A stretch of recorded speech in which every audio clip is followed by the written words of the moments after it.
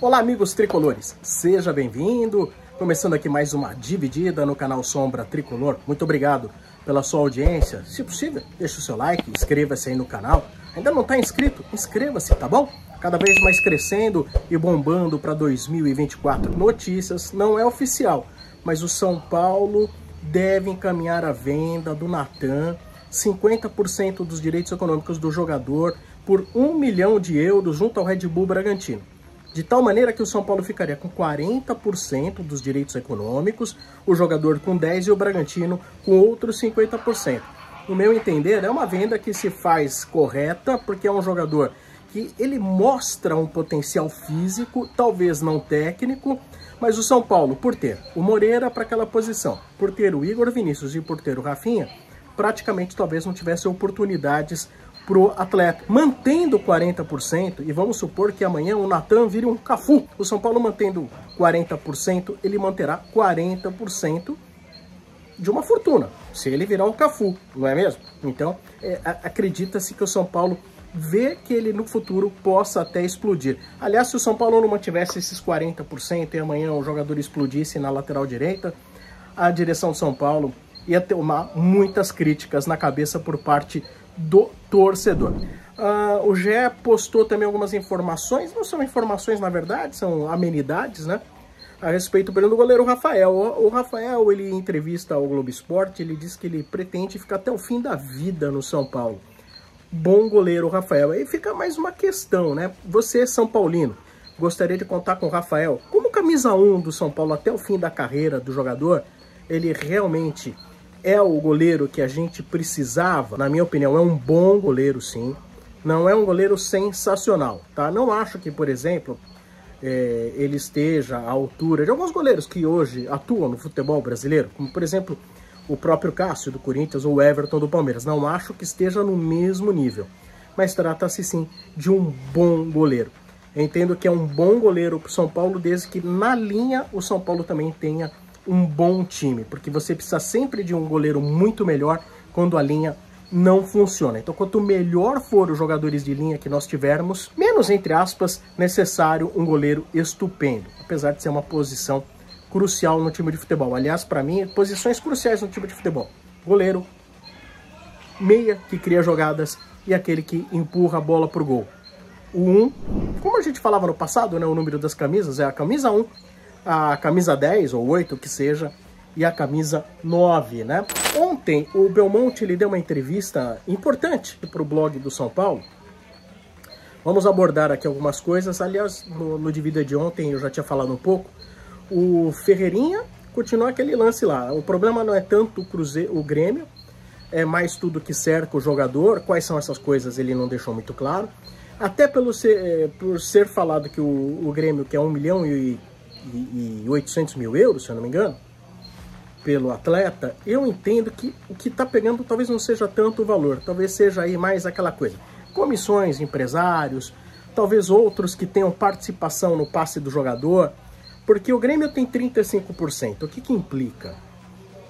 Alguém tem 65%, esse 65% deve ser aquela pizza danada, né?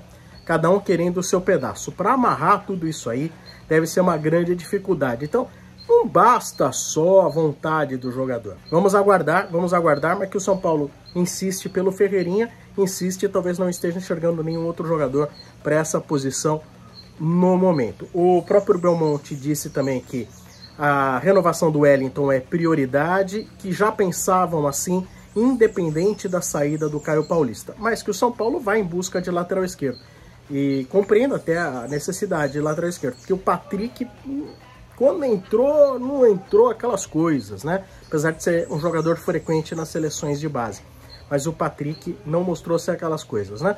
Vamos aguardar também para saber o quanto o Patrick pode amadurecer. Ó, só um minutinho, daqui a pouquinho eu vou falar em detalhes aí também da Arena, parceria com a W Torre e também a Live Nation, coisas que foram sendo mais divulgadas de ontem para hoje e vou comentar. Então fique ligado, não desligue. É rapidinho, a gente já vai falar a respeito dessas parcerias, né? Mais informações aqui. Atenção, o Erisson, como já tinha previsto, inclusive, o Belmonte nessa mesma entrevista, o Erisson também não fica, já é fato, vai embora. Realmente, o jogador não agradou, infelizmente não agradou que ele seja feliz. Agora sim, falando de W Torre, parceria com São Paulo, eu elenquei aqui algumas informações. Bom, primeiro de tudo, a torcida está muito efusiva e tem que ficar mesmo. Existe aí um primeiro degrau que foi colocado, São Paulo e W Torre subiram esse primeiro degrau, que é estabelecer um acordo visando que a construtora traga um projeto de viabilidade da reforma, de arquitetura, né? E a W Torre seria também a responsável pela captação de investimentos para viabilização do negócio. E aí até casa um pouco a história do naming rights ir até 2027 com a Mondelez, né? Porque aí 24, 26, até dezembro de 26, né? Casa um pouquinho isso aí. Vamos supor que isso é só palpite. Vamos supor que a Mondelez quisesse fazer um prazo maior, mas e aí? Como que ficaria uma nova no processo de remodelação, aumento da qualidade do próprio estádio para o seu consumidor, para o seu cliente, para o seu torcedor, né? Aumentando inclusive o número de cadeiras, né? Isso significaria um aumento aí, né? Então, de certa forma, acho que foi bom para os dois lados aí. Ó, até 2026, faz esse contrato bacana, fica Morumbis, que depois isso pode valer mais. E detalhe, algo que não tinha sido falado num primeiro momento, mas o que se comenta agora, é uma parceria de 30 anos. Não está muito claro até onde é muito parecida, se é totalmente parecida, se é igual a do Palmeiras, se é a mesma parceria. E na esteira disso fica uma questão. Tem muito palmeirense falando, mas qual o interesse da W Torre no Morumbi em, de repente, ter uma outra arena concorrente a ela mesma? Aí vem na minha cabeça o seguinte, aí é para pensar, e torcedor do próprio Palmeiras pensar, não sei se isso é bom ou é ruim para o Palmeiras, né? Estaria a W Torre ensaiando uma saída do Allianz de alguma maneira? Afinal de contas, eles têm uma discussão judicial muito grande, né? E a W Torre tem retido aí dezenas de milhões de reais dessa parceria. Estaria a W Torre ensaiando uma saída do estádio do Palmeiras e por isso já de olhos no futuro fazendo uma parceria com São Paulo, ou ela quer dominar toda a área de eventos da Grande São Paulo, né? Que inclusive a W Torre também tem a história junto ao Santos, né? Só que a do Santos também tem suas complicações. Então assim, todo mundo muito alegre, todo mundo feliz, mas entendam, por enquanto trata-se apenas de um projeto, né? Que tem várias pendências, né? Viabilizar a grana, né? E tem muita gente que fala, pô, mas vai fazer essa parceria de 30 anos, não sei o que lá. Eu fiquei zoando o Palmeiras por 30 anos. Mas ainda bem que eu nunca zoei o Palmeiras por causa disso, porque eu sempre falei que foi um grande negócio que o Palmeiras fez, né? Trazendo muitas receitas não só para a W Torre, também trazendo receitas alternativas de shows para o Palmeiras, né?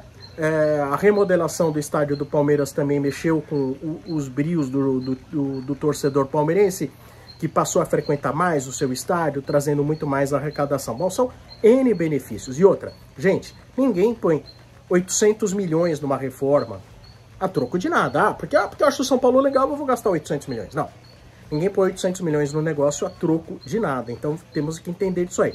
800 ou 500? Dizem que 500 ou 550 se não tiver a cobertura, 800 se tiver a cobertura. Mas é fato que se tiver aquele anfiteatro atrás de um dos gols, como também tem no Palmeiras, fatalmente aquela área terá que ser coberta assim.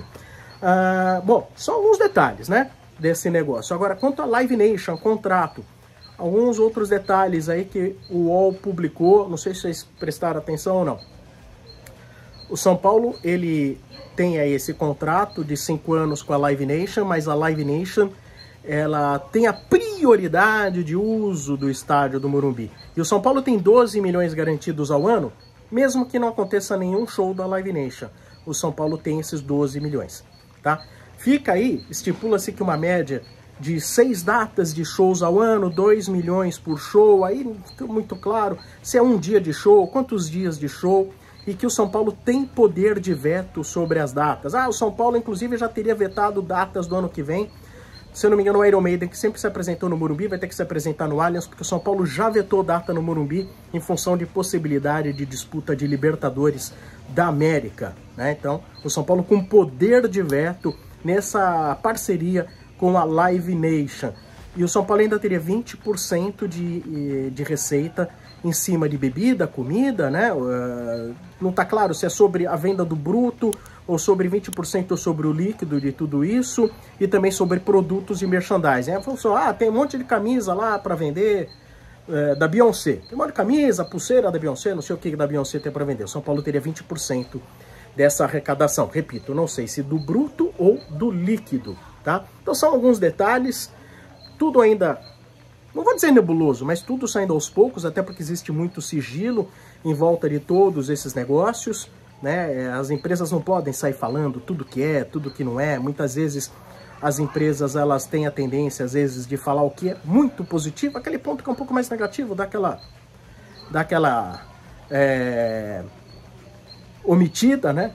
Daquela omitida. Mas, gente, não tenho dúvida que, de uma forma geral, todos esses negócios que estão chegando aí, explodindo no São Paulo, se todos concretizados, serão realmente um fato marcante e histórico na vida do São Paulo. Qual a sua opinião? Comente aqui, tá bom? Espero ter sido um pouco claro, bem claro, pelo menos, a respeito de todas as negociações, a respeito dos jogadores e todos os detalhes que estão sendo falados na vida do tricolor. E jogador, não sei o que lá. Tudo que eu falar agora, além do que eu já falei, tudo não passaria de especulação. Vamos aguardar. Não adianta ficar aqui trazendo, olha, comenta-se, está em busca, está perto de jogador Y, olha, não, tá quase lá, e vão ficar aqui 10 dias falando, tá quase perto, hein, tá quase perto, tá quase perto, tá quase perto. Vamos aguardar, quando a coisa for quente mesmo, a gente vem e fala, tá bom? Então, muito obrigado pela sua audiência, não esqueça de, antes de ir embora, deixar o seu like e, se possível, inscrever-se aqui no canal. Valeu, até mais!